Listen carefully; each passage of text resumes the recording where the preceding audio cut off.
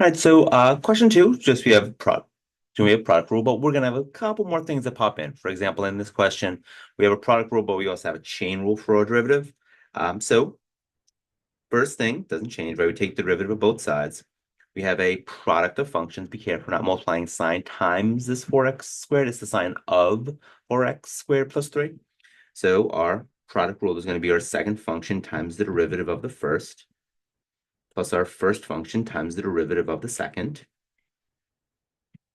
So we get a sine of 4x squared plus 3 in here.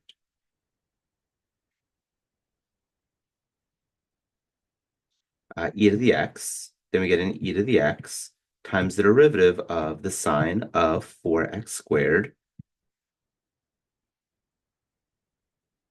plus 3. All right, so then now we would look at this and say to ourselves, well, what derivatives can I easily take versus what derivatives do I have to do some work for? So I can easily take the derivative of this e to the x, right? So I'm just going to go ahead and do this first part. Derivative of e to the x is e to the x. I'm going to throw it in front of my sign because that's the normal way we write things in math. All right, first part done. So then, second part, sine of 4x squared plus 3, right? This is going to take a chain rule.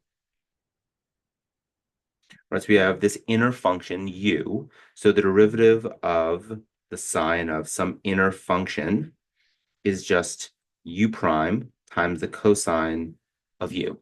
Or cosine of u times u prime. I just put it in front just because I want the cosine of u inside.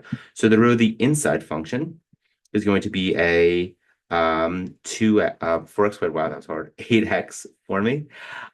Cosine don't change the inner function. So we have a 4x squared plus 3. So that's going to be the derivative of this part right here. And then don't forget that we had an e to the x. The way we generally would write this would be 8x e to the x like that. So this would be our derivative. And then just because it's so easy to see, I'm going to pull out a e to the x from both terms. You'll always be able to pull out an exponential when it appears in a product rule or chain rule question. Quotient rule question. So I'd get something like this. And this e to the x is multiplying everything in that derivative, or in that expression.